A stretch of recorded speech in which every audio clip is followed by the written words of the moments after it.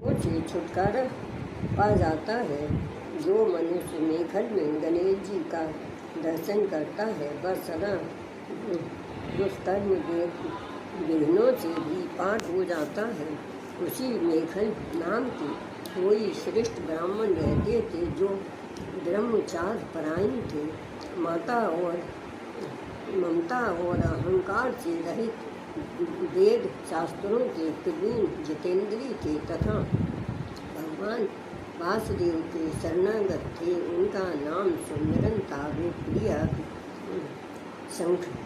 शंकरन धनुष धारण करने वाले भगवान के पास गीता के 11वें अध्याय का विश्व दर्शन योग का पाठ किया करते थे। उस राज्य के प्रभाव से उन्हें ब्रह्मा जी की प्राप्ति हो गई थी।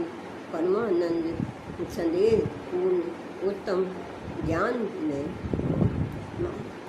ज्ञान संबंध के द्वारा इंद्र के अंतर्मुख हो जाने के कारण निचलित स्थिति को प्राप्त हो गए थे और सदा जीवन मुक्त योगी के स्थिति से रहते थे।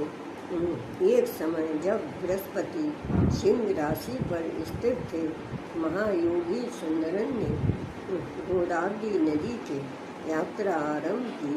कर्मवश विराज तीर्थ, तारा तीर्थ, कपिल सागर तीर्थ, अष्ट कपिल द्वारा निसंग वाहन पुरुषों में तुम सबसे पवित्र हो।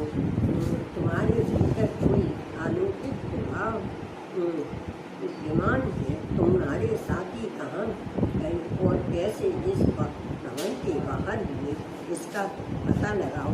मैं तुमसे तुम्हारे सामने इतना ही कहता हूँ, तुम्हारे जैसा तपस्वी मुझे दूसरा कोई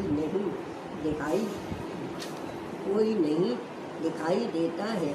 विप्रवर, तुम किस महात्मा का ज्ञान है, किस विद्या का आसरा लेते हो, किस देवता की दया से तुम्हें अलौकिक शक्ति आ गई है। भगवान कृपा करके इस गांव में तुम्हारी सब सेवा सुविधा करूँगा।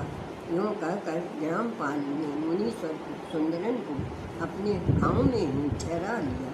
वह दिन रात बड़ी भक्ति के साथ उनकी सेवा टहल करने लगा। जब 7-8 दिन बीत गए तब एक दिन